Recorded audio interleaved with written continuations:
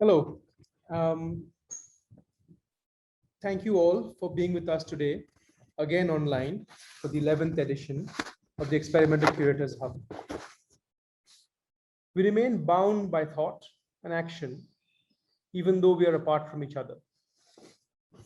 The 11th edition of the Experimental Curators Hub is poised to venture forward as curators and co-thinkers will posit propositional ideas that reevaluate how we can not only think of exhibition making, but how can we shape the world around us by the work we do.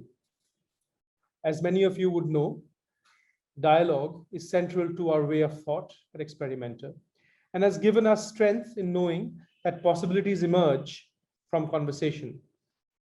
Our conversations oscillate between many polarities. How can we be equivocal about issues that confront us, underscore the differences that are inherent in it, and yet build a constructive, sustainable dialogue? While we continue to hold other core values close to us, how can we also think about care, responsibility, respect, and cohabitation? The hub is structured differently this year, and Priyanka will come to it in a bit.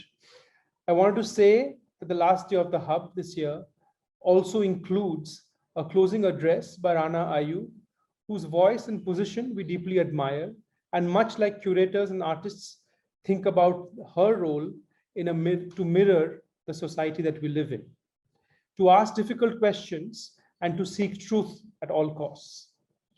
Similar challenges confront us all across geographies and contexts. We hope to speak together and with each other over the next few days about tangible ideas, even realizing possibilities that may emerge out of these conversations, but also hope that we can speak about what is intangible, the phantoms that haunt us and the spirits that protect us. I will now ask Priyanka to join me in welcoming all our speakers and collaborators and audiences today. Priyanka. Thank you, Pratik, and welcome to each one of you.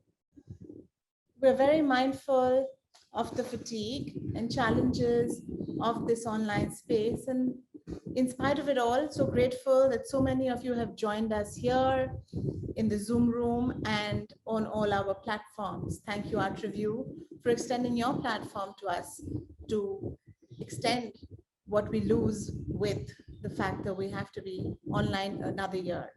I hope this is the last of our online sessions of the Experimental Curators Hub. I wanted to share a little bit more deeply the structural changes we have in the hub this year. This year, we've invited 5 curators whose work we deeply admire, and in turn asked them to invite individuals who may be beyond the scaffoldings of what constitutes curatorial authority, but are deep influences on their thinking and their work. We were keen to merge the boundaries of what constructs the hub and imagine this year to be inclusive of a multitude of voices. We wanted not only to look back at exhibitions, to deliberate curatorial thinking and challenges, but to look ahead in a way. We requested for the invited curators and their collaborating speakers to present propositional ideas or projects that could take shape in due course and be via a collaborative process. They could be about exhibition making, but also could be about infrastructural building. Our invited curators have generously responded to our prompt, and what we will witness over the following days is a set of propositions that may be starting points for not just them in partnership with each other, but also each one of us who are listening in to maybe reapply or appropriate to our own context. With this, I welcome each one of you and our speakers from the various corners of the world. Elvira Diangani-Ose, the director of MACBA Barcelona, who brings with her her past colleague and close collaborator, curator of the Showroom London, Lily Hall. Mikala Tai, curator and head of the visual arts at Australia Council for the Arts, who will present alongside creative entrepreneur and co-founder of ArtSpace, Mark Goldenfein. Jose Bonsu, curator of international art at Tate Modern, who will speak along with the wonderful artist Ndiritu. Ratnamol Johal, art historian and curator, who has invited Emily Jasser and Eileen Curie of the Darjasser Foundation, Bethlehem, for the fantastic work that Emily, Eileen, along with their colleagues are doing at the foundation in Bethlehem. And today we will hear Stephanie Rosenthal, curator and director of Gropius Bow, who will present along with the fascinating practice of Grace Ndiritu. Welcome also to our closing speaker, our inspiration, the fearless and crucial voice, Rana Ayub. Our deepest gratitude to our dear friend and co-thinker, Natasha Jinwala, for moderating and really holding the pulse of the Curators Hub once again. Natasha brings to the Hub a very deep, sensitive, nuanced understanding and a voice that is most reflective of our collective position at Experimenter. Thank you, Natasha. Without you, the Hub would never be the same. I would also like to thank our partners for their continued and undying support and belief in us and the work we do. Australia Council for the Arts, Australian High Commission, Kolkata, Goethe Institute, Kolkata, Art Review Magazine, and Take Magazine. Thank you for each one of you for supporting the work that we've been doing all these years. And most importantly, to our pillars at Team Experimenter, Joshua, Uma, Vidhi, Aman, Aditya, Anjishnu, Mohor, Shivani, and our extended teams. Thank you. Without you, we're nothing. With this, I will invite my colleague Joshua to run us through a few house rules. I know several of you have attended the Hub last year online, but it acts as a ready reminder of certain things that are important for us to keep in mind. Joshua.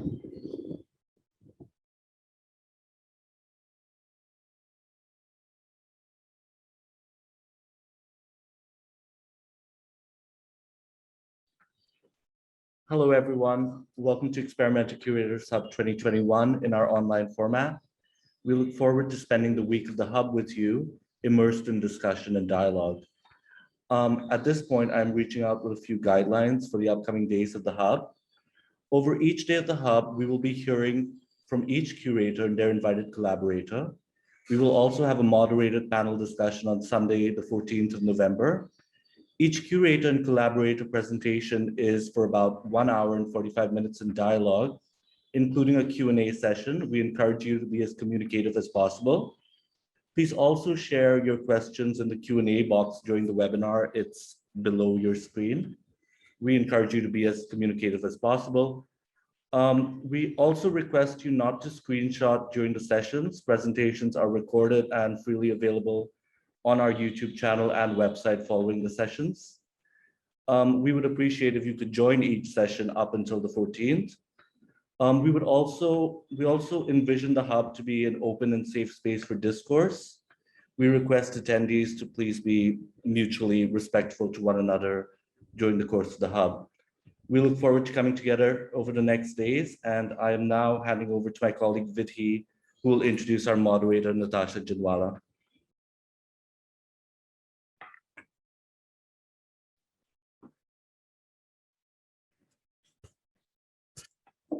Hello, it's my pleasure to introduce Natasha Jinwala, although she needs no introduction.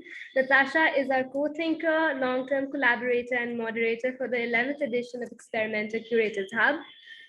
She is a curator, writer, and editor based in Colombo and Berlin. Jinwala is an associate curator at Gropius Bow, Berlin, artistic director of Colombo Scope in Sri Lanka, and the 13th Gwangju Biennial with Daphne Ayers. Jinwala has curated Contour Biennale and Polyphonic Words, Justice as Medium, and was part of the curatorial team of Documenta 14-2017. Since joining Gropius Bow in 2018, she has curated a number of exhibitions, including survey shows of Bani Abidi, Akin Bode Akin B. Other recent projects include Shadow Circus at Savvy Contemporary with Bonaventure and Dikung, Arrival Incision, Indian Modernism as Peripatetic Itinerary in the framework of Hello World, Revising a Collection at Hamburger Bahnhof Museum for Gegenwart, Berlin in 2018. Riots, slow cancellation of the future at IFA Gallery, Berlin and Stuttgart in 2018. My East is Your West at the 56th Venice Biennial in 2015. And Corruption Everybody Knows with Eflux, New York in 2015. Chinbala was a member of the artistic team for the 8th Berlin Biennial for Contemporary Art in 2014 and co-curated the Museum of Rhythm at Taipei Biennial in 2012 and at Museum Stucky Lodz in 2016 and 2017. Chinbala writes regularly on contemporary art and visual culture. Recent co-edited volumes include Stronger Than Bone, published by Archive Books and Guangzhou Biennial Foundation, as well as Knights of the Dispossessed, Riots Unbound, published by Columbia University Press. Natasha, it's a pleasure to have you back, and over to you. Hello, everyone. Welcome also from my side to be part of the Hub in 2021 virtually for the second time, especially to artists who are with us and also those who have been part of the Curators Hub in earlier editions. It's quite rare, I believe, for such a format to be continuing in such a robust way after so many years. I know for sure it's definitely the longest engagement I've borne the responsibility to tread this very, very special gathering together for around 7 years now. So on the closing day of the Experimental Curators Hub last year, with cultural workers who have been part of different editions since it began a decade ago, we unpacked the role of the curator once more for these unbracketed times. In various ways, we thought a non-essential worker in this pandemic context, in this pandemic vortex, a visual author, a custodian, a raconteur, a cultural whistleblower, one philosophically chasing luminous moments, while also being WhatsApp junkies, and eventually curating as composing an interpretive scenography of friendship. Whichever way we may go about our role, it is clear we are never making alone. And it is this embrace of conviviality, which does exist amidst the mean and lean upward spiral of individuation, as the vital atmosphere of practice that we wish to cite from and dwell within through these days. Our tendency during the Hub has been to recall those thinkers and makers who have shown their light across socio-cultural hemispheres and passed on. Today, I invoke Lauren Berlant, who passed on this year and wrote incredible texts such as Cruel Optimism, encouraging us as affective subjects to continually calibrate our belonging to the world and to strangers, to dream with eyes wide open while surrendering to vulnerability. When addressing us as desiring beings, she coached, "There is nothing more alienating than having one's pleasures disputed by someone with a theory." I'd like to remember that. This year, as Priyanka has already shared, we've invited curators with their peers. These are allies, collaborators, interlocutors. I can't help but rhyme, conspire and respire in my head, to share propositions, values, and modalities, asking each of you what will remain, what counts as a remainder. How may our labor be part of a circulatory grammar such that its residues remain functional rather than adding to the glut in an exhausted planet? In her book, X-Ray Architecture, Beatrice Colomina reminds us, modernity was driven by illness. The engine of modern architecture was not a heroic, shiny, functional machine working its way across the globe, but a languid, fragile body suspended outside daily life in a protective cocoon of new technologies and geometries. It is the difficulty of each breath, and therefore the treasure of each breath, the melancholy of modernity. We have witnessed the onerous unevenness of the ongoing pandemic as it swells, steadies, and pierces through our defenses. We are pressed to remain creative beings while our epidermal ties cause paranoia.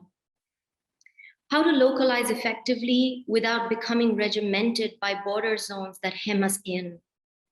How to organize publicly while there is an increasing atomization of social bonds. During and soon after the second wave of the pandemic in India, and I state this because this is also where we are located or suspended from, we saw headlines such as this in the month of July. And I'm just seeking to highlight here the terrible incongruity between truth and falsehood, how to survive amidst those sustaining tyranny and find ways to stand by those fighting and suffocating for our collective freedoms.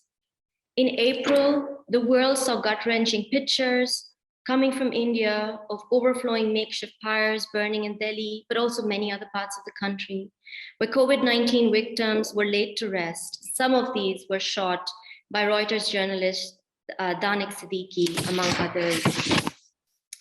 Sky Arundhati Thomas notes, Siddiqui shot the Kathmandu earthquake in 2015, but also visited Rohingya refugee camps. Through a whirlwind of catastrophe, Siddiqui placed himself right in the storm's eye. He was not alone, but he was rare. He was executed by the Taliban in southern Kandahar, Afghanistan this July. While members of the Taliban forced women out of banking jobs in Kandahar, escorted out by gunmen and told their jobs would be given to male relatives. In India, we saw the headline that you see here, but then also there was another death reported in custody of the Indian state as 84-year-old Jesuit priest, human rights defender, and tribal rights activist Stan Swami passed on, suffering from Parkinson's and also battling COVID till the end. He is, as many of you would know, one of the BK16. Incarcerated lawyers, teachers, trade unionists, Dalit intellectuals, and activists who have been held captive by the Indian state since 2018. Apologies for this shorthand pattern recognition, but this subhuman cruelty is what floated into my head at midnight as I was penning this statement. This much is clear. Looking away is an impossibility. As cultural organizers, we simply must not. Here, I'm sharing Francisco Goya's One Can't Look from the series The Disasters of War, 1810 to 15, that have been described as a prodigious flowering of rage for its time. It may be full of contradictions now, but here we are today, faced with another image, this one posted by Afghan journalist Lutfullah Najafizada, that went viral after the Taliban resurged and grabbed power, showing a man whitewashing or wiping out the painted pictures of women outside a beauty salon in Kabul. We witness multiple cover-ups of injustice through the course of each day at a dizzying pace. How may we develop ways of reading these scenarios as planetary cataclysms that affect us all? Let us fleetingly take refuge in the words of Ellen Bass. The thing is to love life, to love it even when you have no stomach for it, and everything you've held dear crumbles like burnt paper in your hands. Your throat filled with the silt of it. When grief sits with you, its tropical heat thickening the air, heavy as water, more fit for gills than lungs. When grief weighs you down like your own flesh, only more of it, an obesity of grief, you think, how can a body withstand this? Then you hold life like a face between your palms, a plain face, no charming smile, no violet eyes, and you say, yes, I will take you. I will love you again. As we commence the Curators Hub this year, I'm moved to acknowledge the disorder of things, Quoting from Jack Halberstam's Wild Things, the Disorder of Desire, dark and deep places of the wild that move away from the episteme of an order of things, elaborated on through colonial travel, possession, and annihilation, rather than awaited through ruination. To recognize untamed ecologies as the other side of classification and refute the violence of total legibility.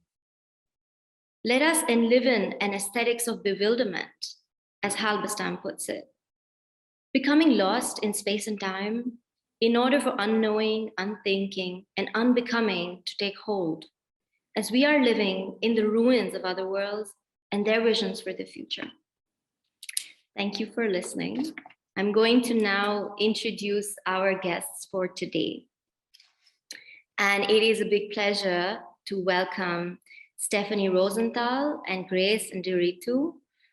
Stephanie Rosenthal has been director of the Gropiusbau in Berlin since 2018. And I can say it is a big honor to work with her and for her. She began her program that year with the exhibition Lee Bull Crash, which was organized in collaboration with the Hayward Gallery London. Her subsequent exhibitions have included Garden of Earthly Delights, Wutsang, There Is No Violent Way to Look at Somebody, who was also a resident artist, Li Mingwei, Gifts and Rituals, Otobong Nkanga, There Is No Such Thing as Solid Ground, another artist who was based with us at Gropiusbau. And most recently, Yayoi Kusama, a retrospective, A Bouquet of Love, I Saw in the Universe. She will also speak to us today about the exhibition Zhengwo, Wanwu Council. From 2007 to 17, Stephanie was a chief curator at Hayward Gallery in London, where she curated numerous exhibitions with celebrated international artists that have included Dayanika Singh, Robin Rode, and Anna Mendieta, but also group exhibitions, some of which we will hear about today, such as Move, Choreographing You. And earlier to this, she has worked as curator at Haus der Kunst in Munich and staged acclaimed exhibitions there. Stephanie was artistic director of the 20th Biennale in Sydney in 2016 that was titled The Future is Already Here, It's Just Not Evenly Distributed. A lot to think about from that specific edition too.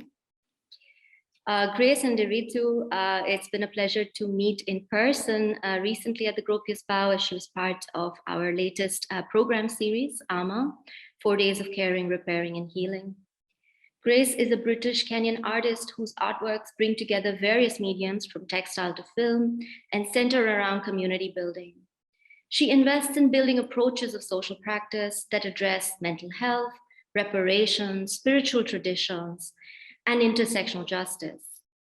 Some of Ndiritu's projects include the ARC Center for Interdisciplinary Experimentation, Cover Slut Fashion and Economic Project, and the performance art series Healing the Museum, which have been shown internationally since 2012. Some of her writing is also available on the Gropiusbau Journal. Recently, her debut short, Black Beauty, has been selected for film festivals such as the 71st Berlinale in Forum Expanded and FID Marseille. Grace's writings also include a critical theory book, Dissent Without Modification, and her writing appears in other journal anthologies too. Welcome to both of you. The session is in your hands. Hello. First of all, I'd like to thank everybody for being here today. I'd like to thank Experimenter for inviting me, and of course, Stephanie for inviting me to have this conversation with her. I think it'd be kind of nice to begin the session with following on from that beautiful Ellen Bass poem with something I'm calling the Museum of the Future. It's a guided meditation. And so I'll just begin.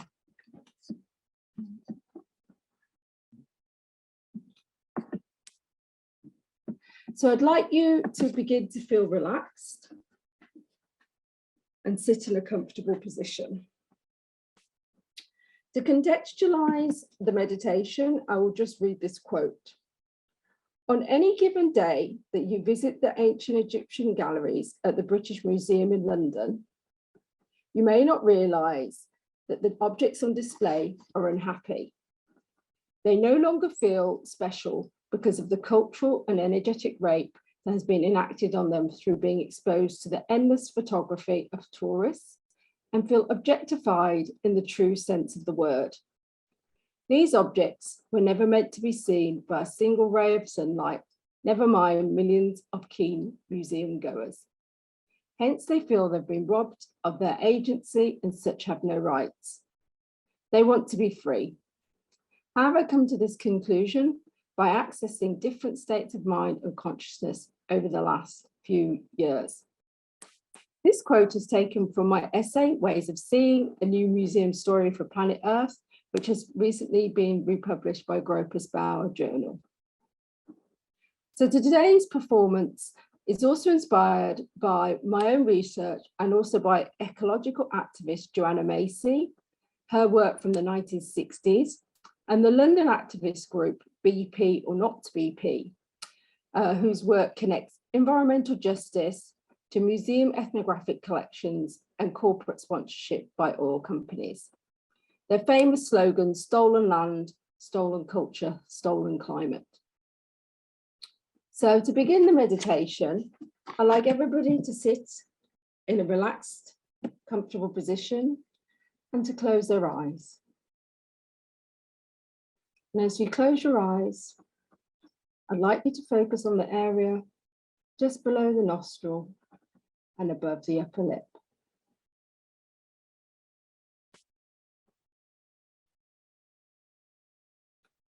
I'd like you to keep closing your eyes, and as you focus on the area just below the nostril and above the upper lip, you notice the breath going in and going out.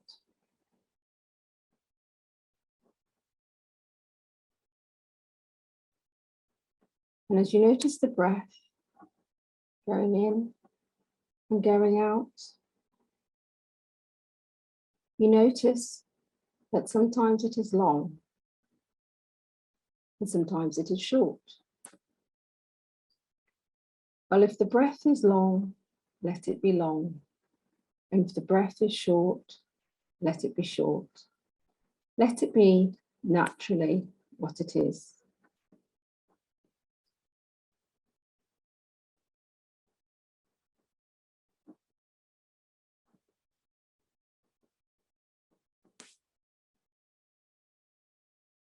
Do not change the breath.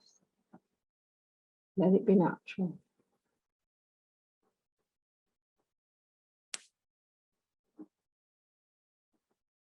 And sit like this for a few moments as we reconnect with ourselves and come into our bodies.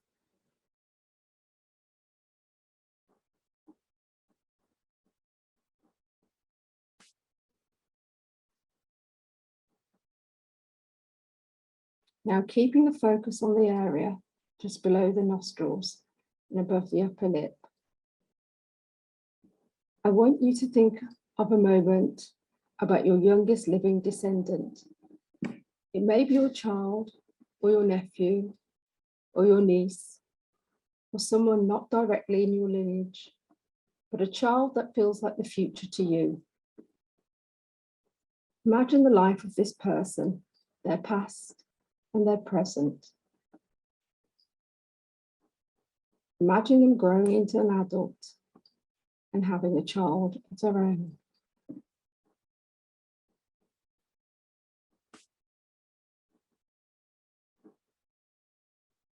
Now picture this new child coming into a world a few generations into the future.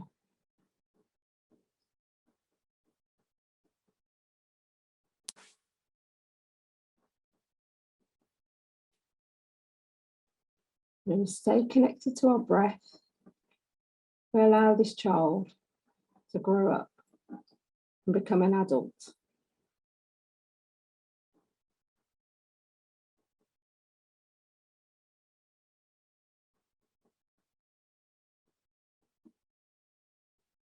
We allow this child, who's now grown up, to have its own baby.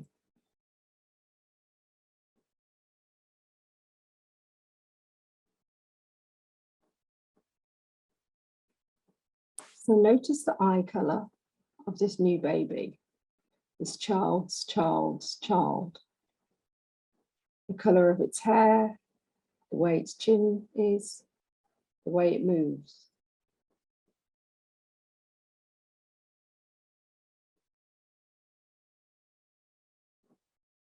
And we allow this descendant to grow up in time, and it becomes ready to have its own child.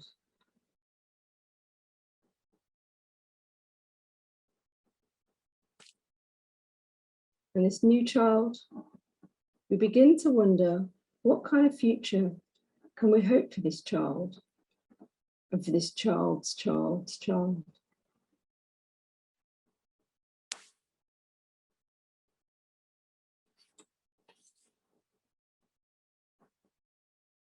You see this child taking its first steps.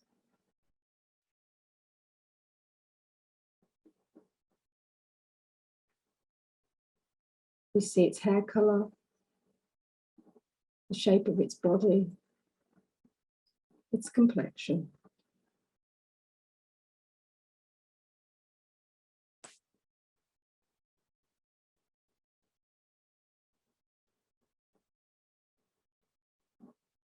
And we notice the world that this baby enters into. The network of family and friends, the community it will live in.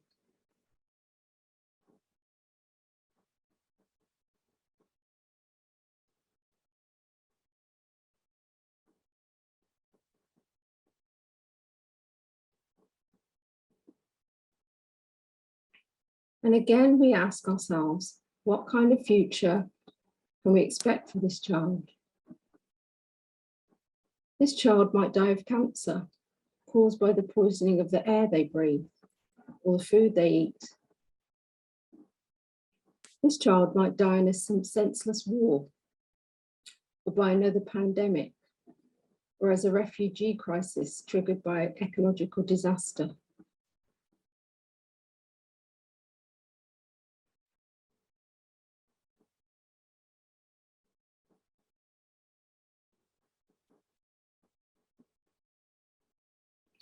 But there's another thing to see in this child's face.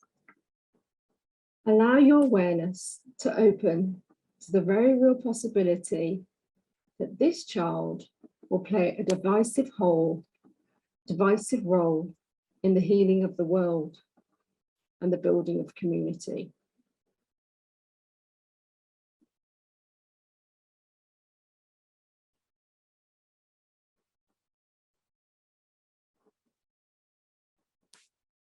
That this child is in the right place at the right moment with the right gifts. Allow that possibility to enter your mind.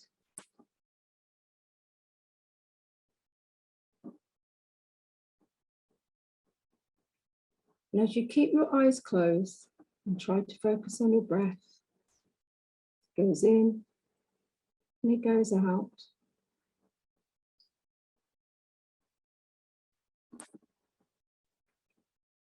Try to feel what it would be to work alongside this child for the healing of the world and to prevent violence, warfare, economic crisis, and future pandemics.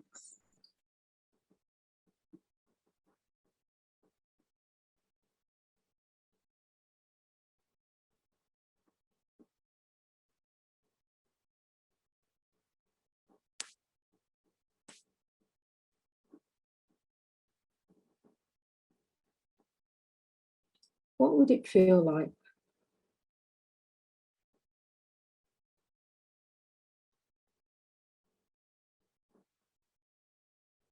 And what would it feel like to have this child thank you for the work you're doing in your lifetime to ensure the world's continuance?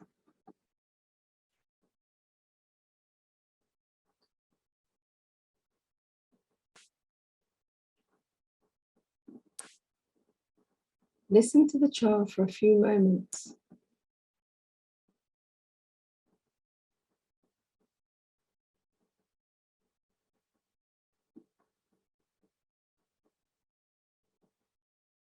And imagine that this child now lives in a world that is free of the imminent threat of economic crisis, that poverty has been eradicated, water is abundant, clean oceans are diverse and vital.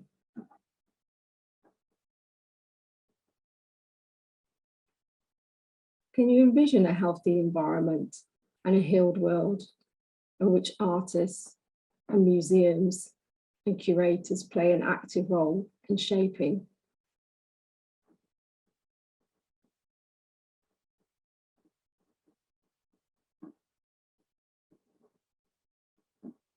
Allow this future child to rest in your heart as we come back into the room and open our eyes.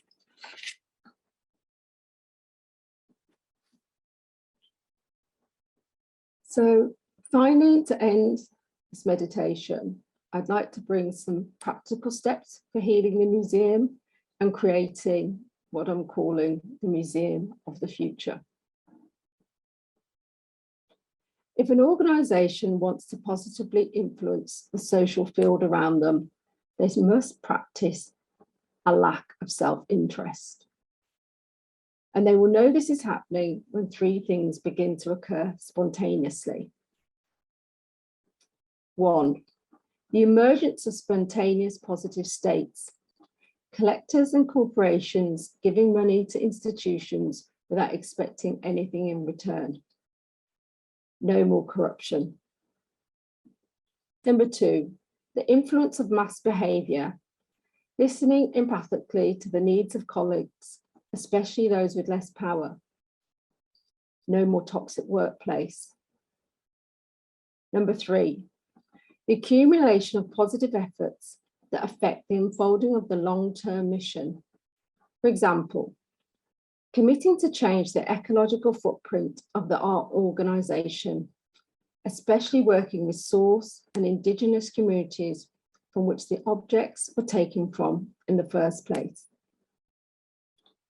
These three things will allow institutions to change the course of history so that positive states eclipse self-interest and the institution starts to think of the greater good naturally.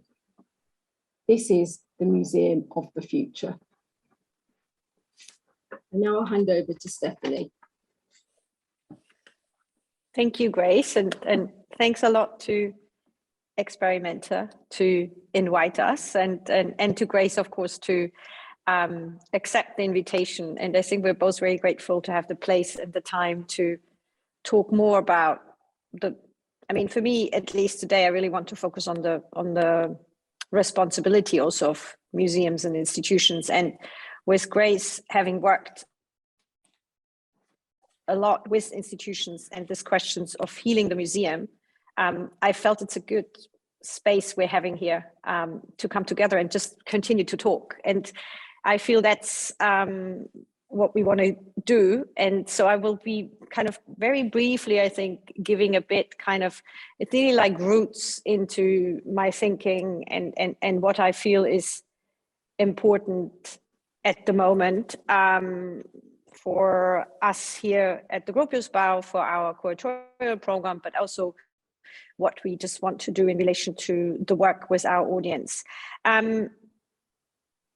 I want to just mention two things which I think are important for me, and I didn't bring images because we wanted to just limit the time we present individually. One of the very first exhibitions I've done in Munich was around artists and crafts. So this question of how important the hand is and how we're working, artists work with the hand. So this kind of relationship to the hand, but also to material and that kind of the bodily feeling you have when you touch, but also when you look at things. So that was a show I think was very important to me, which I think it was 2000, maybe 3 or 4. And the other thing I want to mention before I dive into a kind of few shows I want to talk about a bit more is that I wrote my PhD about, like kind of the in-between space, and the in-between space, which is very much kind of often represented in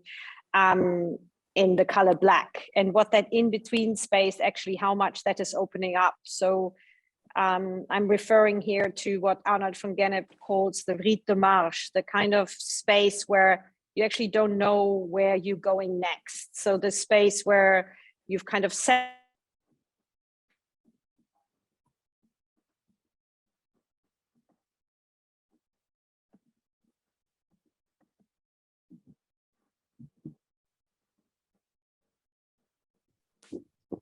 Stephanie may have lost connection.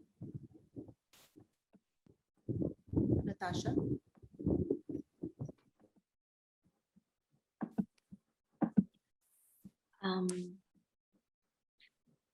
Hopefully we have Stephanie return. We also have her presentation, which we can share. Let's wait for a moment. Grace, thank you so much for this beginning and setting us into also just a different frequency through your invitation.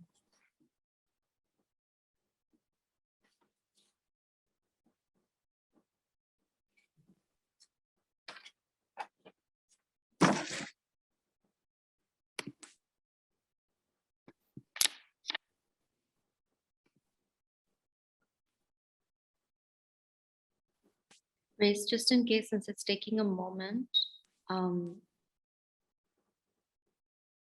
would you like to continue until we meet Stephanie once more online, perhaps?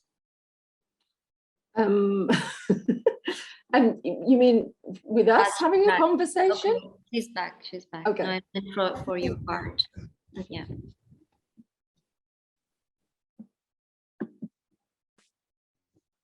Stephanie, you're on mute.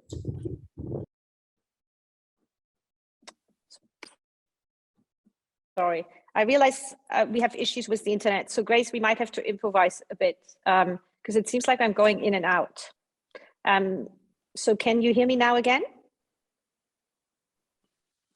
Yes. Yes. Yes. Yes. Okay, great. Thank you. Thank you.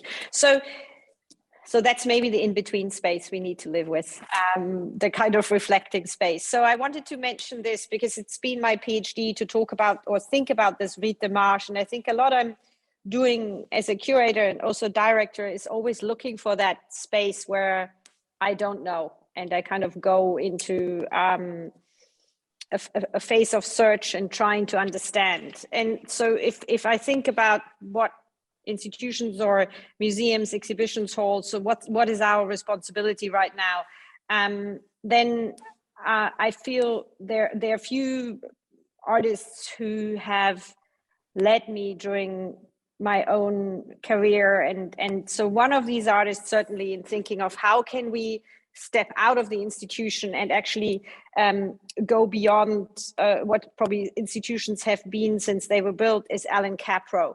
So he is an artist I worked with very intensively for 3 years until we opened the show in 2006 together with the curator Eva Meyer-Hermann. And what Alan Capro, who's basically the inventor of the happening, really taught me was to go out of the institution and how you can make an exhibition by not having the exhibition in the museum. And he was very much and I know that Grace thinking is also coming from there. The first time I met him, he was saying, you know, for him, an institution is a cemetery.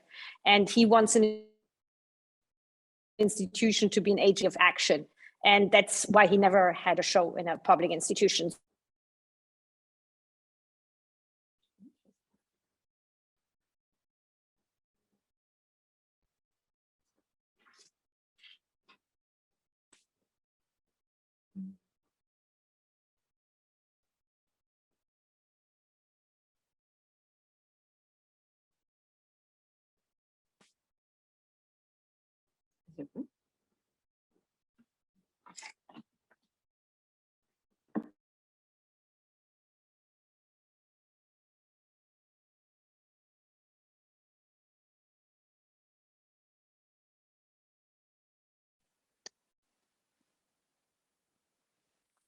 Am I back?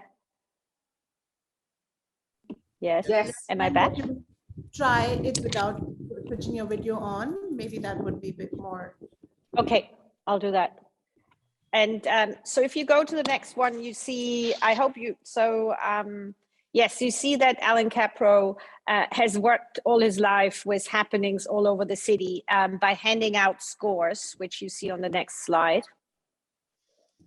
And this one is fluids.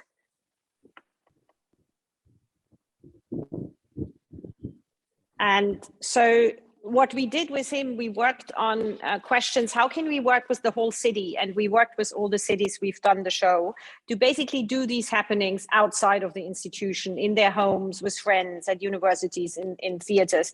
And the exhibition, if you click further, was basically representing his scores and the activities outside of the institution.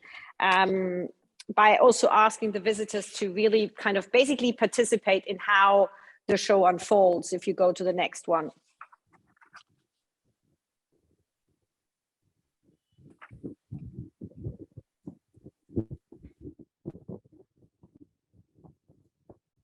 Yes. Yes.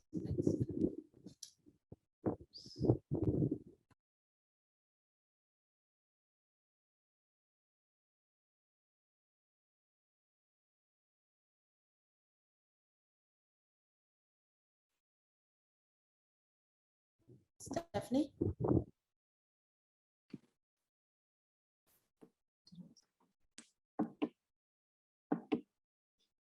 We don't hear you, Stephanie.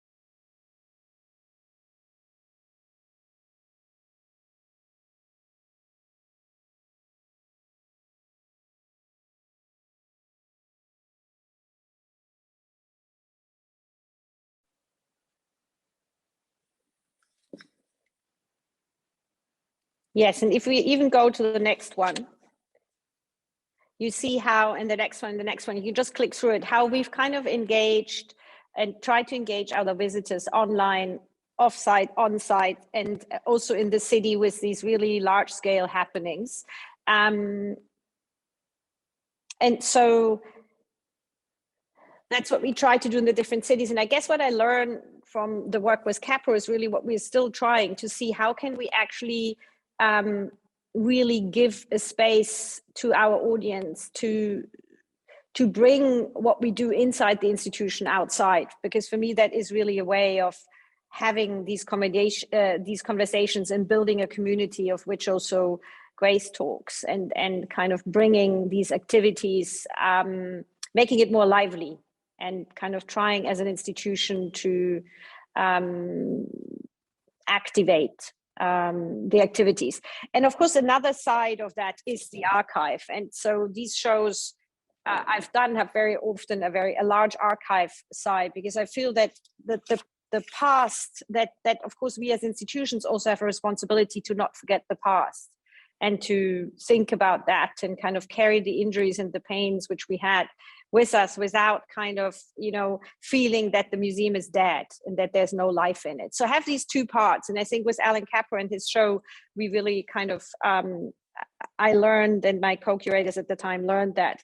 And then in continuation, a big focus was really to do exhibitions with curatorial concepts where the body and how we experience with the body became very important, and also have choreographic pieces which really negotiate these kind of activities, which then went from practicing dance, but also discussing the conditions and the salaries and the situations of performers, to really use the institution as a place of negotiations and also addressing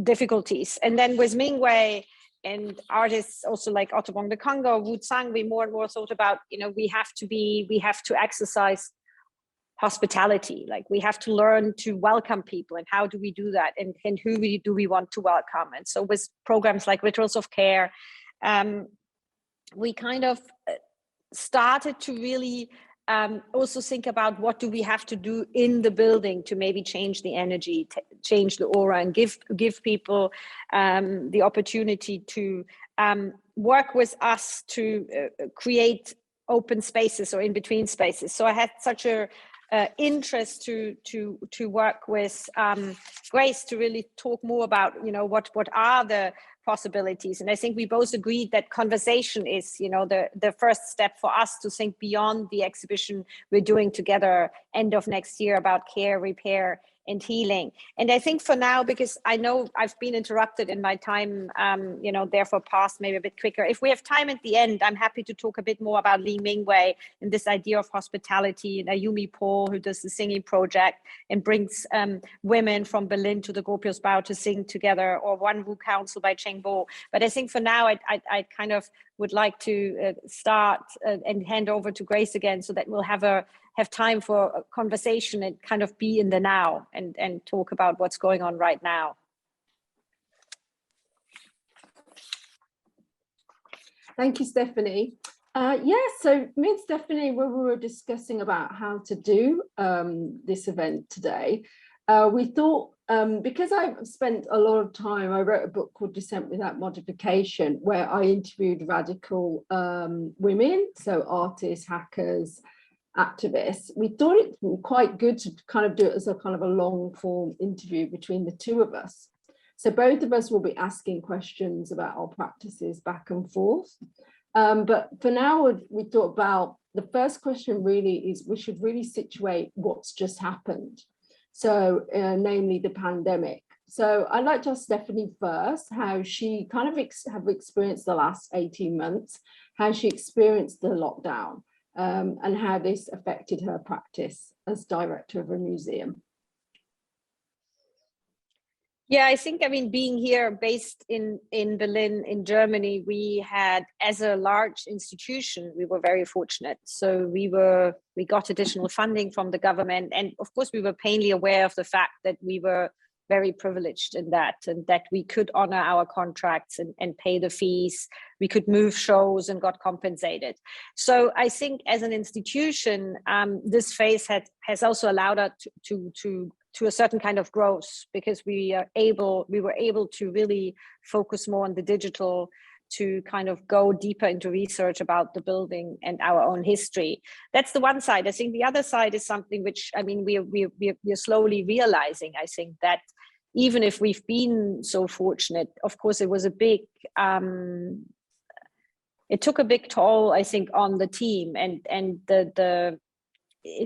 at the end, even if everything feels secure, it's still stressful, because you don't know what's really happening. Like, you don't know, do we open, do we don't open, how many scenarios we went through. And I feel not only, you know, here with us, but in general, I feel many people are unwell now, and, you know, go into depression and feel that actually this time we don't even, I don't think we can put a finger on it. What was it really? But I think it's that uncertainty, that kind of here in the West completely new idea of isolation due to a pandemic, a virus. I mean, things I think people have experienced in the other parts of the world much earlier is really new for us here. And I think a lot of things came up for people, also just being at home, being able to be confronted with your own life, with, you know, what you're doing, what's your work like.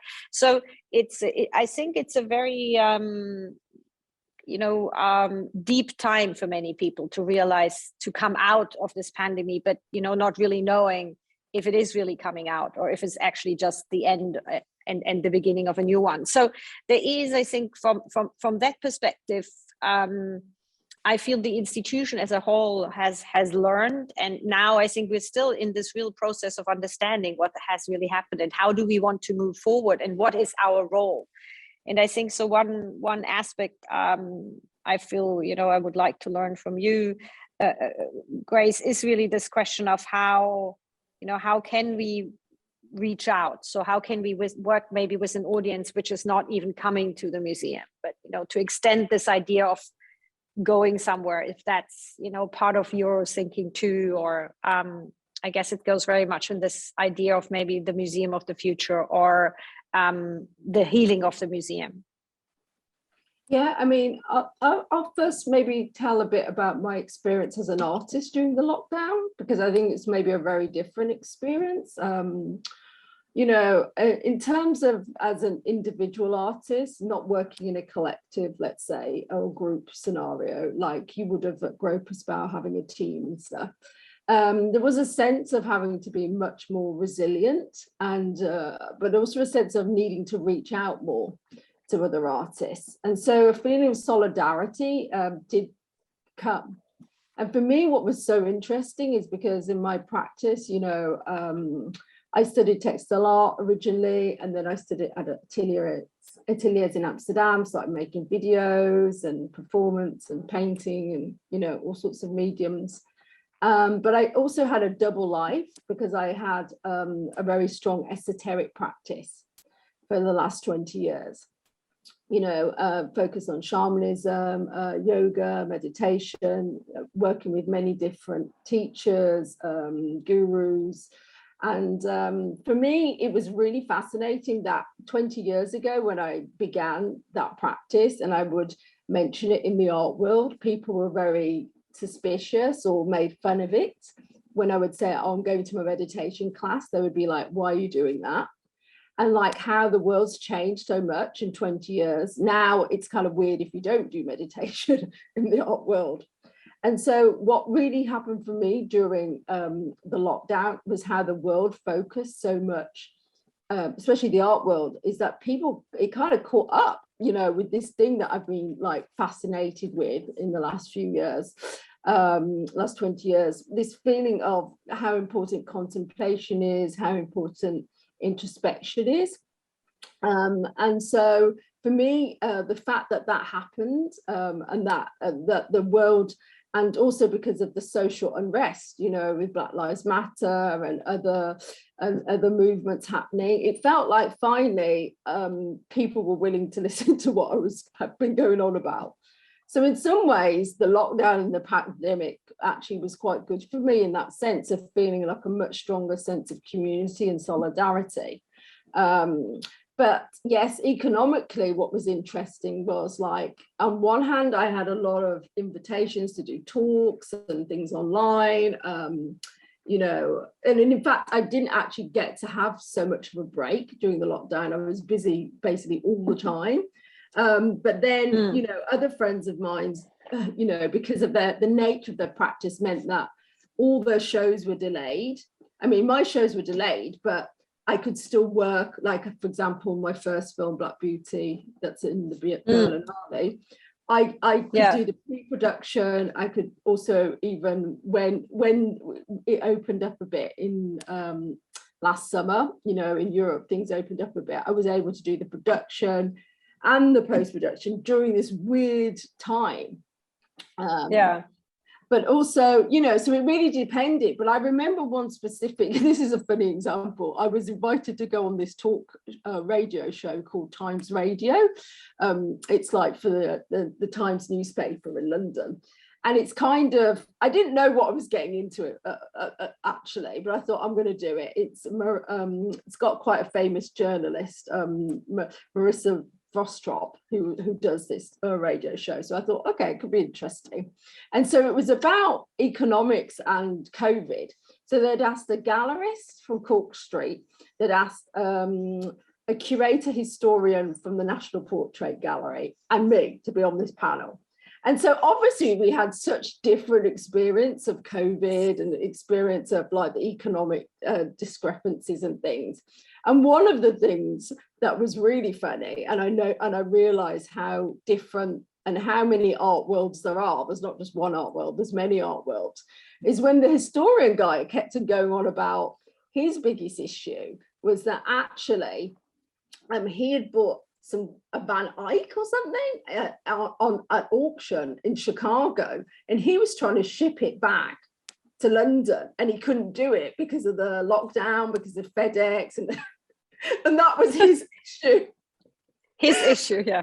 That was his problem. And then my issue was trying to explain to him about like how lots of arts funding had been cut, and like, you know, artists were struggling because there were sort of COVID, you know, not in Germany, but in other countries. You know, every country was very different, but like the Arts Council had decided to give money specifically for a COVID fund, but that it meant that its normal funding had gone. So it kind of like was just moving money around, which kind of disrupted actually the flow of how artists were working.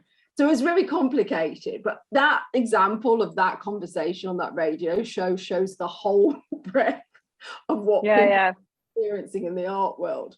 And then it really made me also think about, you know, what you were starting to talk about in terms of mental health, you know, and like how, you know, the pandemic affected you know, especially artists, like the feeling of like wanting to produce and being very creative, but not having this outlet and having this uncertainty and this instability around what to do with what they were producing, and having to come up with different ways and kind of new ways of, you know, showing or, you know, dealing with things. And so one of the things that I did is I made a second film during the lockdown called Becoming Plant, which was about psychedelics and healing. And so I conducted it, because in my practice, I should say, maybe we could show some images from my work. Just to say, you'll have 5 more minutes. Thank you so much. Natasha, 5 more minutes for the conversation before we do the conversation with you. Yes. Okay. Okay, so this image online right now, this is from a project called the Goethe. It was a project sponsored by Goethe about healing the museum, where I basically take different types of people into museums to meditate and to work with objects. And so this idea of healing mental health as a political, in a political way, so using meditation or shamanism as a political tool, or a psychedelic as a political tool to come up with new answers to things. So yeah, like I was saying, I started making this film called Becoming Plant, where I invited 6 dancers to take psychedelics in front of the camera.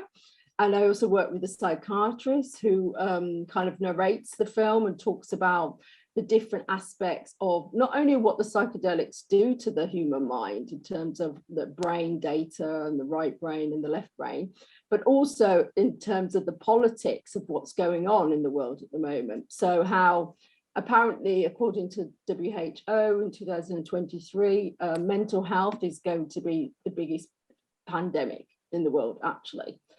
So that's something I think that's quite interesting when we start to think about things like the Museum of the Future, like in terms of institutions, how institutions can help artists and audiences deal with issues like that. And when they're coming into, you know, I mean, as a director, I'm interested in your, how you come about in terms of when you're thinking about transforming museums, like what challenges for you go beyond audience engagement? I mean, just to say that I do think it's very important, and thanks for bringing it up, because even in Germany, you know, there was a huge inequality in relation to how institutions got supported and individual artists, and many of the artists, you know, ended up in big crises, and it's always the same. I think that, and so I feel beyond. I do think, you know, what we learned during the pandemic, and we want to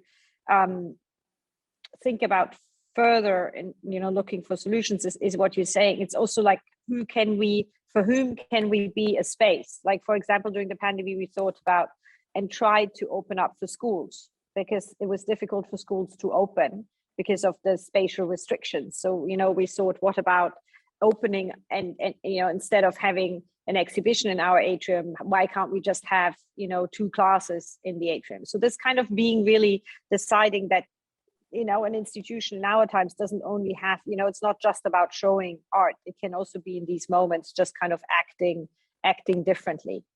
And I think also what we've started to do more is working,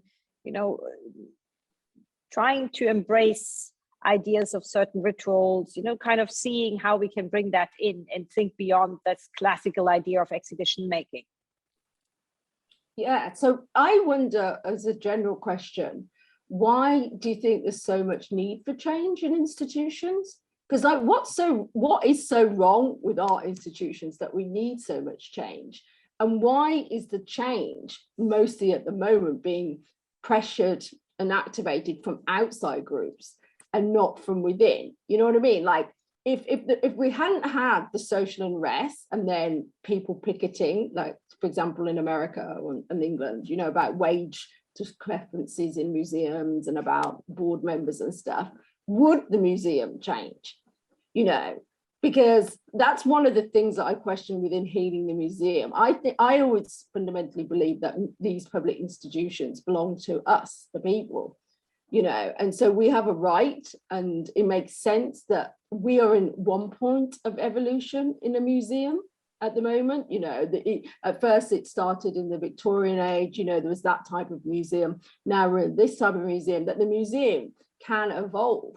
And so I wonder, why is it that it takes so much pressure from outside for museums to change? Why is there not some sort of innate feeling to want to change?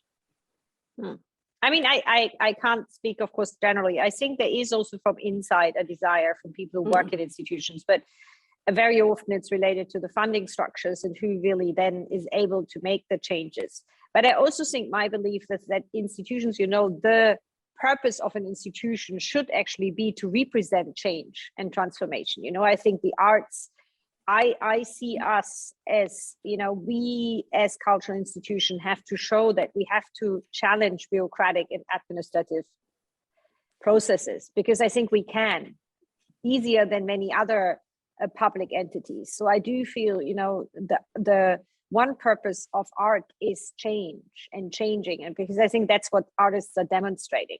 That there's such a need from, I do think that the pressure from outside is hugely necessary, because it has to always, I think this kind of shaking up of things, it has to come from two sides. And of course, museums have a very conservative structure because it's the caring of artworks. And there, I think, it's much harder very often to understand that you could do that differently and that different structures could put in place. Places like the Gropius, who are actually exhibition halls, we, of course, for us, it's much easier. I can sit here and say, we let everybody in, because of course, I have the responsibility for the works we're showing in that moment, but not, for a whole kind of depot below us, which is precious things where, it's a completely different discussion. And I don't think that there's something specifically wrong with institutions right now, because if we think of Capro, who said already, late 50s institutions or cemeteries. So I think it's an ongoing, trying to catch up and kind of seeing, on the one hand, preserving, and on the other hand, bringing and being able and creating a platform. I do think that the 21st century, luckily, is a century where we have to have to rethink a lot of structures and kind of realize that, we can, because the pressure is now big enough. And that's, I think, just new generations who are coming, who are realizing this is now possible. So I do think it's just a constant transformation, which needs, a kind of rolling over. But I don't feel it's only happening now. I feel like it just, or maybe what you're saying, it just took a very long time. And I do feel we're now in a time where luckily change is more likely. Yes, I mean, for me, I think in 2012. Sorry, Grace. Oh, sorry. Just to say that we're running out of time. So if we could actually open this up, since it's actually also wonderful to have a dialogue. We have over 100 people watching within the Zoom and also online and other forums where this is broadcasted. So we'd really love to open this up soon. I'd like to ask you, Grace, to perhaps elaborate on the way in which you have addressed, very importantly, the questions of environmental justice and intergenerational trauma as inseparable realms, because this is something extremely integral, right, to a kind of transformative shift in practice as well as in institution building. And so could you perhaps give us some examples? And this is really a propositional space. So it's not necessarily about the work you've already done, but what you seek to do perhaps ahead, given the circumstances we're living through, to braid together these realms of what you term stolen culture and stolen climate. Yes, I mean, I can give you an example of a project that I did that worked quite successfully, and then a project that I'm in right now. So a project that I did, as you know, is called A Meal for My Ancestors, from the Healing Museum, where I worked with staff members from the UN, from NATO, and from the Parliament. And I also worked with refugees and migrants. And I kept these two groups separate for 4 months. And I gave them free meditation classes, free creative visualization classes.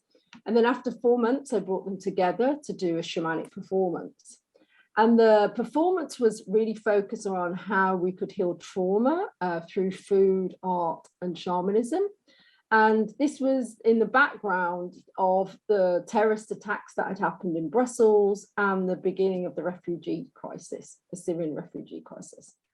So what happened during that performance was very powerful, because these two groups that never meet actually met. And they actually, you know, did the performance together. They lay on the ground, they went on the shamanic journey. And then we spent the whole weekend together in conference and with food, eating together.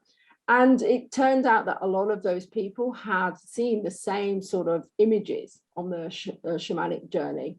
And those were images to do with climate change. And specifically, a woman who worked in the Foreign Office, she had seen a very strong vision to do with climate change refugees. And so she had was inspired to start this think tank in the EU Parliament and to write a paper about it, because in her vision, she had seen that, she'd understood that actually at the moment, if you're a refugee and you come to Europe and you try to claim asylum for climate reasons, you won't get it. But if you come for war or genocide, you will. And so she wanted to start this think tank to try and change this law. And to me, that really shows like the power of like, you know, working in a performative way, using these things I call non-rational methodologies, like shamanism, meditation, bringing them into museums, bringing in new audiences that never go to the museum, and how actually something practical and functional can come out of that, like a think tank. Or like a paper in trying to change a law. From currently, right now, I'm working on a project about land rights, also in Belgium. And this is a very complicated project because it involves a site which has, it's a church, so it has a history from medieval times. The first users were the monks. Then they were thrown out because of the French Revolution. Then part of it was the city bought it. Then part of it was sold to the province. So, and then a developer bought it. So there's all these user groups are basically at each other's, there's a dispute over ownership and over usage. And in the 60s, it was squatted by hippies who wanted to live there. Then they were thrown out by the government. And now there's a young generation of young artists in the last few months who have re-squatted. So I'm involved in this project about how we can work this out. So I've devised a program about, it's called A Season of Truth and Reconciliation, where we do film screenings, we do like some sort of, I call it therapeutic town hall meetings, where it's more of a performative element, where we do letter writing to the enemy. So you have to write love letters to your enemy. So let's say an artist activist will have to write a love letter to a property developer, you know, Also in the project, we have made a huge archive from the history of the building, and what's all leading up to this public debate. And the public debate is to contextualize this local issue in Belgium, but in the global sphere, because the issue of indigenous rights, indigenous land rights, is being repeated, you know, where land and sites are being taken by corporations or by government and sold off. And so it's really important when I think working on local issues to contextualize them globally, and not only from a Western frame point, but more from an indigenous frame point. And that's been a practice of mine for a long time. You know, I feel like indigenous traditional knowledge, as well as you could say contemporary Western knowledge, needs to be seen on an equal level and needs to be able to be interchanged. And so we can learn from each other. So I'll just leave it at that. Thank you. I have a question for Stephanie, which is, perhaps this is a moment where we could bring forth further around this notion of hospitality, both inside and beyond the institutional terrain. Because the way that you've been working is really around animating hospitality through process-oriented artistic approaches. Well, whether that is the happening or the notion of the gift in terms of Li Mingwei, but also expanded forms of choreography, especially from move to rituals of care. So there's a long timeline in the work that you have done with the way that expanded forms of choreography also challenge our relationship to both temporality and singularity. And so I'm intrigued how you've been negotiating circumstances for these kind of ephemeral exchange-based sort of fluid forces, you know, within where there is such emphasis in large-scale museums and Kunsthallen on the objecthood of art. Yeah, I mean, it is, you know, very much learning or kind of experiencing by doing it together with artists. And I do feel that obviously I've been, well, not obviously, but I've been part of that long discussion, which is now probably nearly 15 years ago, where we started to say performance and performance art has to be more presence in institutions. And I mean, that went from showing it to collecting it, to archiving it, to not owning it, but recognizing the importance of these art forms, but at the same time also saying that the kind of time-related processes and institutions are really important to be present, to move away from the idea that we have to show static objects. And of course, that kind of brings with it many structural complications, you know, from very simple facts that if you do that, you need a dance floor and water in an institution which already challenges most structures. So it's very simple things which actually lead to, of course, huge discussions about being human and, you know, having to, of course, considering these things, which I think very often have not been considered by institutions, but also going beyond, I think, and doing that, I learned a lot about you know, just the question of what does it mean just for a body to enter an institution, and how can we work with that? And so we're starting at the Gropiusbau the very conscious decision to work with artists on really this question of how can we welcome and what are the rituals of welcoming, not only in Germany, but all over the world. So having someone like Li Mingwei, but also even Wu Zhang, to just kind of think about what does that mean. And that goes beyond then a show or inviting one artist, but really a whole mindset of an institution. And so what interests me really especially is this question of how can institutions move from these, you know, kind of elitistic spaces for certain groups to places who are who are hosting, you know, and hosting on a very broad level, from like food events to, you know, social events. And that is, I think, it's still a big challenge because you're mostly confronted with large structures who don't see that that's part of your responsibilities. So to explain that that's actually an essential part, and it's not just an entertainment we enjoy for ourselves is something I think we have to work quite hard for, and I think it's very important.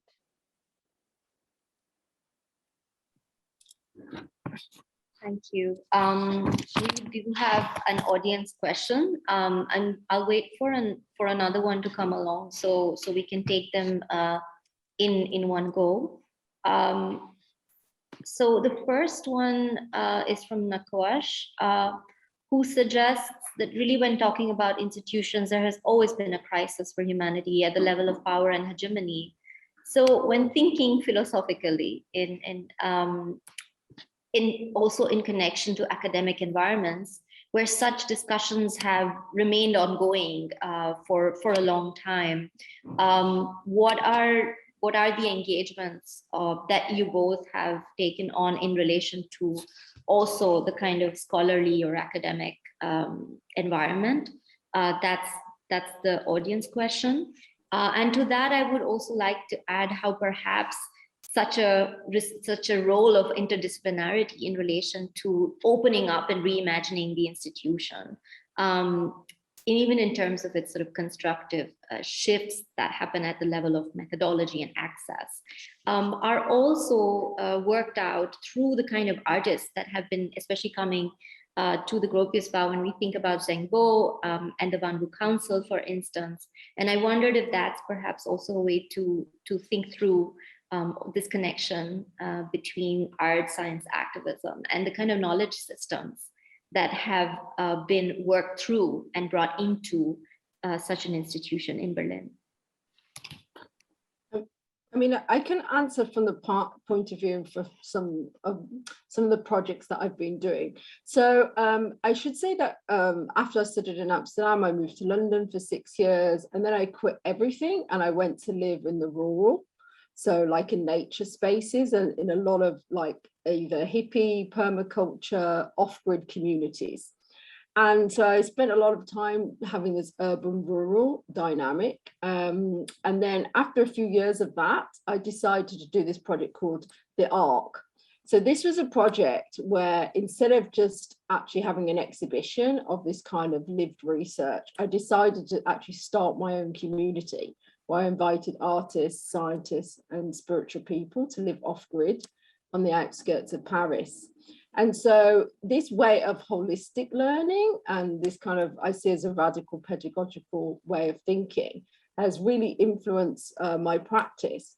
So even if I'm working in academia, you know, doing a teaching day, I always normally kind of do some sort of holistic way of working with students, either through reading groups that involve text and meditation, or, you know, on a larger scale, things like I was sort of saying about the Goethe project, where we worked at the African Museum and other ethnographic museums with a team of scientists from Africa, academics, artists and activists, so from the continent and also from Europe.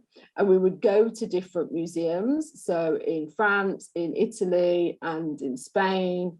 And we would have closed group workshops where we would really kind of try to work out this issue of restitution. And this was because it felt actually very important to have all these different thinkers in the same place. And so everyone would contribute in different ways. But my contribution was that I did this performance called Healing the Museum, where I took people into the gem and mineral room of the African Museum. So the African Museum holds all these diamonds and minerals that were taken by Belgium from the Congo. So you can understand that this idea of these blood diamonds that look very beautiful, but they have like this very difficult history. And so we meditated in this room. And then so some of the Congolese activists and artists and scientists, they got upset because obviously it's their history and we were connecting with that energy. But what happened in the process is that it became a very cathartic experience for the whole group, for the whole 20 of us. And so afterwards, when we would have other sessions in the conference, which were much more about legal strategies, like how to send objects back to Africa, or different ways of thinking about, you know, protection for objects, and, you know, very, let's say, much more mundane subjects, because we'd been through this kind of spiritual cathartic experience together. Even the museum directors, you know, had to go through this experience and sit on the floor, take your shoes off, and like be with the objects for once. We bonded very strongly as a group, which meant that when we did, and when we went on to work in other museum settings, it meant that we'd really had this ability to see each other's perspective on a different level. So for me, it's really, yeah, I think because of my training in these esoteric practices that are part of my actual life, they're not just, I do it for art, you know, I do them for me. I think they're really important. I think the only thing is that museums have to be careful to think about this idea of spiritual materialism, that you don't want to enact this idea of spirituality as a form of entertainment, you know, and you have to be very careful when using these practices in museums.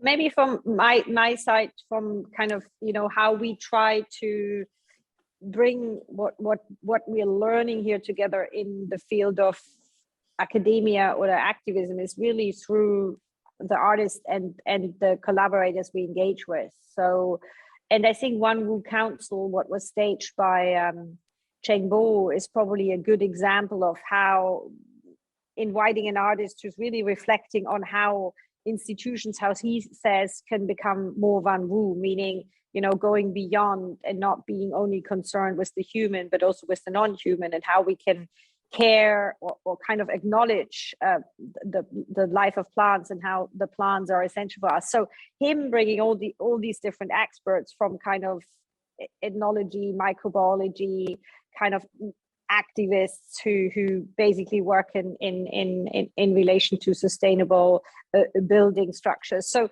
to them then together basically write a manifesto, and a manifesto which will end up in a publication. And, you know, for Cheng Bo, it's important that that manifesto is not just for the Gropius, but that can be really kind of be also a kind of guidance for other institutions. And I think that, you know, the kind of longer processes with our artists in residence to kind of connect with their research and expertise to carry it further, I think it's an important part which really goes beyond, you know, us as curators writing texts or producing catalogs or making podcasts or having an online journal. I think these things are really kind of more long term. But also, I mean, research for me is also a practical research, you know, how we actually work with the outside of the building, how we explore things and how they slowly establish and become, you know, a normality. So these kind of slow steps of actually, you know, field research with our visitors and then changing slowly the institutions, I think it's an important part to really kind of, yeah, have an impact which goes beyond just the kind of rounds of the doors you walk in and pay a ticket for a show. Thank you. That connects quite well to our next question, which is from another audience member, Uttara Rajgopal, who asks, do you think museums should incorporate more collaborative curating with the everyday public? Which is perhaps a question that has been asked before, but since the way you're also discussing these projects, it might be interesting to see what that even means, what that participation actually means, and how inclusive it actually also is eventually. I mean, I could answer that. I feel like, well, I've done a few projects in museums, most recently in the Museum of Anthropology in Vancouver. And they've been working for over 15 years, I think, with First Nation source communities. So bringing communities into the museum to work with objects, but also giving objects back to the communities to take back to their, you know, to where they live. so that they can, especially with these kind of objects, which were normally ritual objects, so that they can reactivate those objects, you know, again. And that's very important when working with ethnographic objects. And for me at the MOA, what was nice is that they invited me within the context of working with the African collections, but also the First Nation collections, because I'd done a project at the University of British Columbia called the Healing Justice. So it was a week-long performance project where I worked with First Nations, with artists, with local activists in Vancouver, students and other people. And yeah, for me, it was really important to be able to be in the collections, work in the collections, but also go out to sites like, for example, we did a traditional sweat lodge with a local First Nation group, but we also went to the oil pipelines. So where they are activating and also living there, trying to stop the building of the pipeline. So it's really important to have it as a lived project, I would say. So I don't know if that answers the question, but I think it could be an interesting example. And I think for us at the Gopus Bar, I really do believe that it's important, you know, to have shows curated by people who wouldn't probably consider themselves experts. And so what I think we've done, and which was for me like a really beautiful and powerful experience, was that we've invited children to curate an exhibition, but not do this, you know, say, oh, this is our children exhibition, you know, and you clearly signpost it and say, this is actually kids having done it, but more saying, no, the kids get the same professional support than I would get. So they had an architect who worked with them, a graphic designer who worked with them, someone who also, you know, did their press release and helped them with the press release. So it was like a completely professional staged exhibition, which wasn't signposted as this is actually 11-year-old kids and this is actually, you know, Stephanie Rosenthal, the director, has curated. And it worked really well because they took on the task in the show, you know, and the way how they worked with artists was actually really professional, you know, so it wasn't this kind of naive approach of way. So I think we all learned a lot in the way how they would actually then give their opening speeches, which was just mesmerizing. And, you know, even I was glued to the screen because it was still online, and listened to them because they had so many deep thoughts. And so I feel it's very important, you know, for us to see that as institutions, we really want to learn from, you know, I think it's a mistake to think we know, because and so that for us is like also with our neighborhood project, which is run by Diana Mamana, to just kind of really see what, you know, what comes also from how can we be a platform, and many projects we started since 2018 are really also to say we actually have a lot of space. So, you know, we want to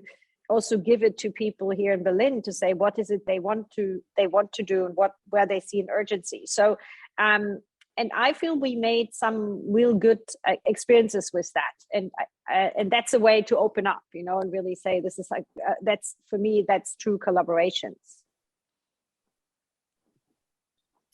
Thank you. I'm going to bring together two questions, which are also from the audience. So this is for you, Grace. Your meditative interventions are held in contemporary institutions that are, of course, rapidly embracing wider knowledge systems. But what do you think of meditative processes that are all mostly rooted in indigenous practices located far away from the centers of these institutions, where although the intention may be in the right direction, but really holistically, do you think it would be more effective in non-institutional spaces that are themselves bound by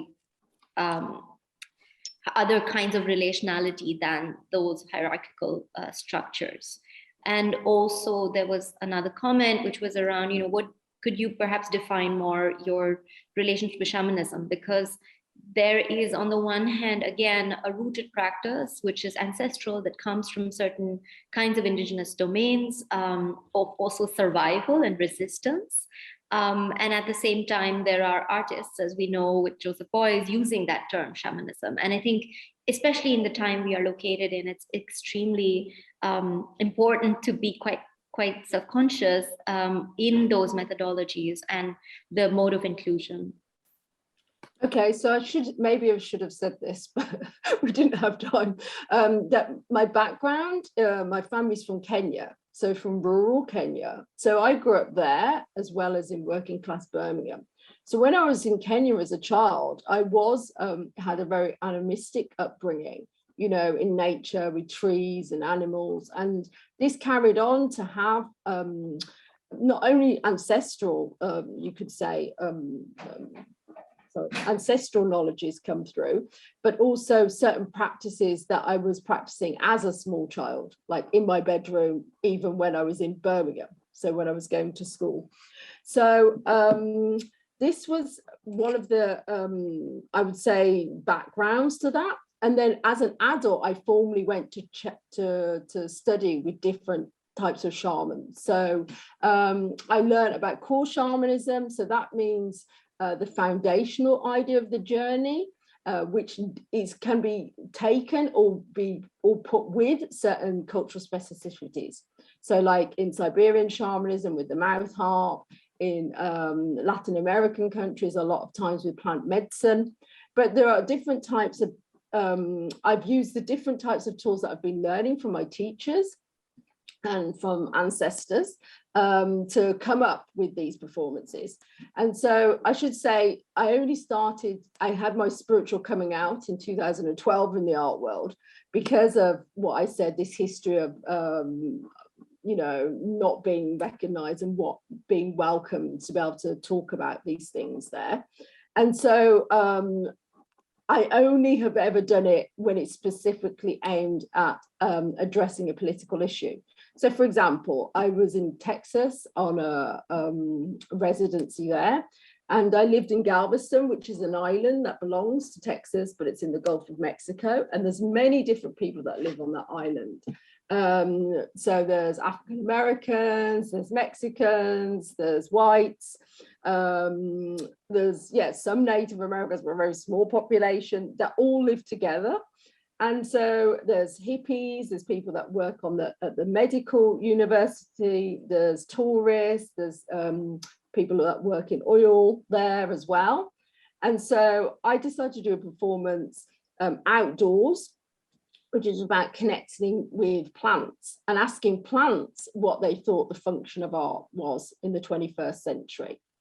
And so without taking plant medicine, but just doing it through trance drumming, we as a mixed group of people from different backgrounds went on this journey together to ask the plants what they thought and to come up with different answers.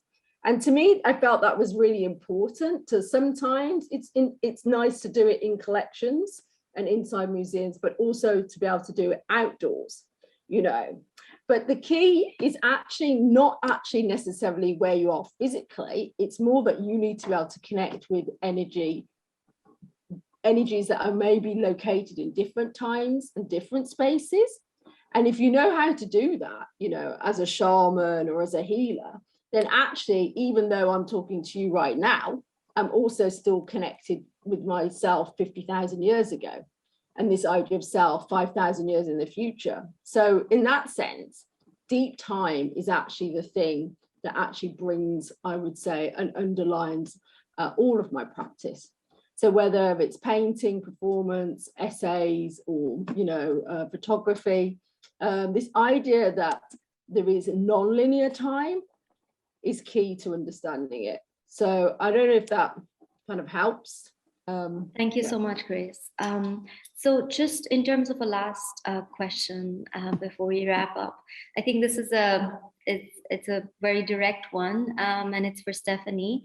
If there was one thing you could change about the structure of the institution you're working with, what would that one thing be?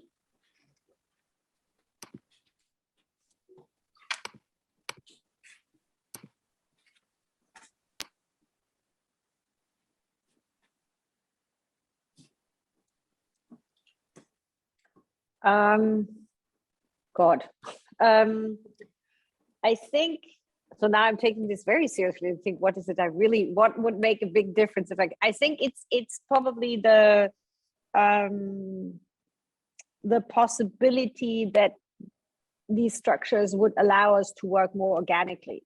I think I see a huge importance in our work that we actually are allowed to not be able to plan everything until the end, and be able to let and allow things to grow.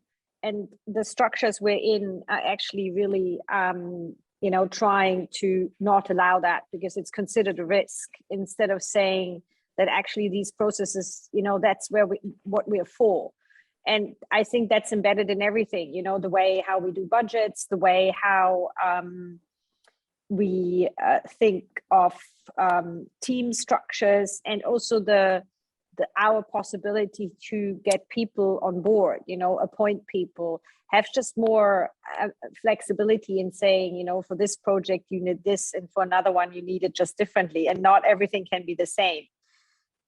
But in these bureaucratic structures, all that is considered as a risk. So it's tried to make to be impossible to work like that. And I do think that big institutions would benefit a lot from possibilities of really letting things grow. And so I would definitely think that would be a key to make institutions more relevant also for our communities. Thank you for that reflection. So we are rounding to a close for today. And I feel like within the session, starting also with Grace inviting us to imagine from a sort of a very personal place, a future generation link to precisely what are we leaving behind, what are we taking forward in terms of our values and methods, to thinking also quite pragmatically in terms of what is possible within institutions, and at the same time through the kind of invitations that an institution opens up. We've seen just over the last few years what actually organically develops within an institutional domain as well, where in fact audience groups are constantly changing. And that's been, I think, a great way to assess the journey in the case of the Gropius Bau. So thank you very much, Stephanie Rosenthal and Grace Ndiritu, for being with us today, especially after quite an intensive 4-day program series that took place physically at the Gropius Bau, multiple timed events. And so this reflection comes also at a very opportune moment. We thank you for the audience for joining us, and hope that you will be with us again tomorrow to welcome Michaela Tai and Mark Goldfein, who are joining us live for the continuation of the Experimental Curators Hub. Thank you. Thanks a lot. It was a huge joy. Thanks a lot, Grace. Thank you. Thank you, Stephanie. Thank you, everybody. Thank you. Thank you. Take care. Thanks for Bye. joining. Bye. Bye. Thank you. And have a good day. Bye, everybody.